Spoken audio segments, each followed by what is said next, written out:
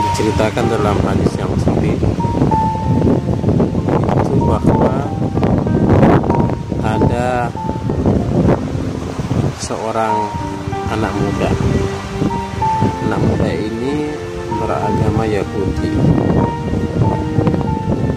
Akan tapi seorang pemuda ini begitu mengidolakan Rasul, mencintai Rasul,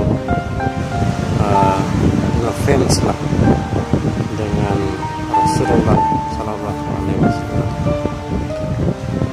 Tapi pemuda di satu sisi dia punya background agama yang bukan Islam, Yahudi, tapi ngefans sekali dengan yaitu Rasulullah Sallallahu Alaihi Wasallam. Begitu ngefansnya, begitu mengidolakan baginda Nabi, akhirnya pemuda ini coba memberanikan diri untuk mencari sekaligus ingin bertemu dengan Rasulullah. Jadi harapannya untuk bertemu dengan Nabi itu begitu besar. Karena ngefans, apa yang membuat pemuda ini ngefans? Karena Nabi itu berbicara, apa yang beliau bicara itulah perbuatan beliau. Artinya indah, terdengar dari orang ke orang saja tentang akhlak Nabi, membuat pemuda ini begitu mencintai, begitu senang. Bagaimana kalau melihat langsung? Tapi yang aneh, pemuda ini memiliki kebiasaan hal perbuatan dosa itu hampir semua dia lakukan. Dia mencuri, dia berzina, bahkan dia minum khamar, dia mabuk. Itu pekerjaannya. Suatu ketika dia ditakdirkan oleh Allah untuk bertemu dengan Rasulullah di sebuah perkampungan. Ada pemuda ini langsung mendekati Rasulullah dengan mengucapkan Assalamualaikum. Assalamualaikum ya Muhammad, kata pemuda ini.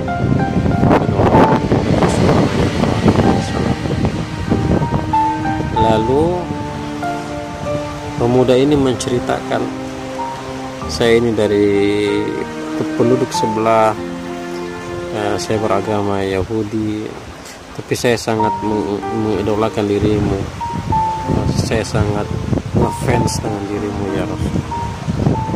Apa kata Nabi? Baguslah, alhamdulillah kalau begitu. Dan pemuda ini memberikan pertanyaan kepada Rasulullah ini, ya Muhammad, aku sangat mencintaimu, aku sangat mengidolakanmu, aku sangat membanggakanmu, aku sangat ngefans dengan diri. Rasulullah terbuka bibirnya sambil tersenyum dengan mengucapkan alhamdulillah. Lantas pemuda ini mengajukan pertanyaan, ya Muhammad, karena begitu besar rasa cintaku kepada dirimu ya Muhammad, aku ingin masuk Islam. Tapi setelah aku masuk Islam, aku ingin semua pekerjaanku yang dulu yang mungkin bertentangan dengan Islam, saya tetap melakukannya. Saya mau masuk Islam ya Muhammad, tapi jangan larang saya perbuatan-perbuatan dosa yang saya lakukan. Ini menarik sahabat. Apa kata Nabi? Baiklah kalau itu permintaanmu, saya akan mengiyakan, tapi hanya satu saja yang saya minta, kata baginda Nabi. Kau masuk Islam, tapi engkau boleh melakukan apa yang kau lakukan, perbuatan yang masih engkau sulit untuk menghentikannya, silahkan. Tapi satu permintaan, kata Nabi, Apa kata Nabi? Jujur. Jadi pemuda ini kaget, hah? Hanya jujur? Mudah sekali, gampang sekali, hanya jujur. Padahal semua dosa saya akan lakukan, cuma satu yang diminta oleh Nabi, yaitu jujur. Dia bilang, gampang ya Rasul, kecil, mudah. Akhirnya Rasulullah dan pemuda tersebut berpisah. Kemudian ia pulang dengan membawa keislaman. Ketika beberapa hari ia terpintas dalam benaknya dia mau berzina, sudah mau masuk di sebuah rumah mau berzina sudah, dia teringat dengan kata Nabi, yaitu jangan berbohong, jangan berdusta. Sehingga terbesit dalam hatinya, kalau saya ketemu Nabi nanti apa yang saya lakukan? Kalau saya ditanya apakah kamu berzina tadi, kemudian nanti saya sampaikan tidak ya Rasul, pada saya berzina, berarti saya berbohong. Begitu juga dengan perbuatan khamr, mabuk.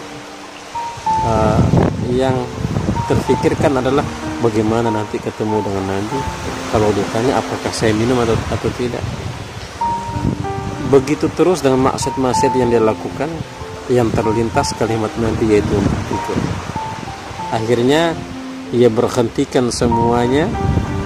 Ia tidak mau melakukan perbuatan dosa dan maksiat tersebut, sehingga ia menghadap kepada Rasul. Shadaqta anta ya Rasul, benar anta ya Rasul. Engkau menyuruhku untuk melakukan semua hal yang saya senangi, berbuat maksiat. Cuma satu yang engkau larang, yaitu bersikap jujur, berkata jujur. Semua maksiat-maksiat yang saya lakukan ternyata pintunya adalah jujur. Maka ya Rasul, saya berjanji di hadapanmu, saya tidak akan meninggalkan, saya tidak akan bermaksiat lagi. Saya tidak mau bermaksiat lagi, saya akan meninggalkan perbuatan dosa tersebut. Masya Allah, begitu indahnya akhlak Nabi. Nabi tidak langsung menjustis, jangan kamu seperti ini, tapi Nabi memberikan nilai-nilai akhlak yang begitu mulia kepada pemuda tersebut, sehingga pemuda tersebut menjadi pemuda yang saleh. Nabi berdakwah basyir wala tu'asir, menyenangkan orang, tidak menakut-nakuti orang. Mudah-mudahan ini bisa menjadi inspirasi untuk kita. Wassalamualaikum warahmatullahi wabarakatuh.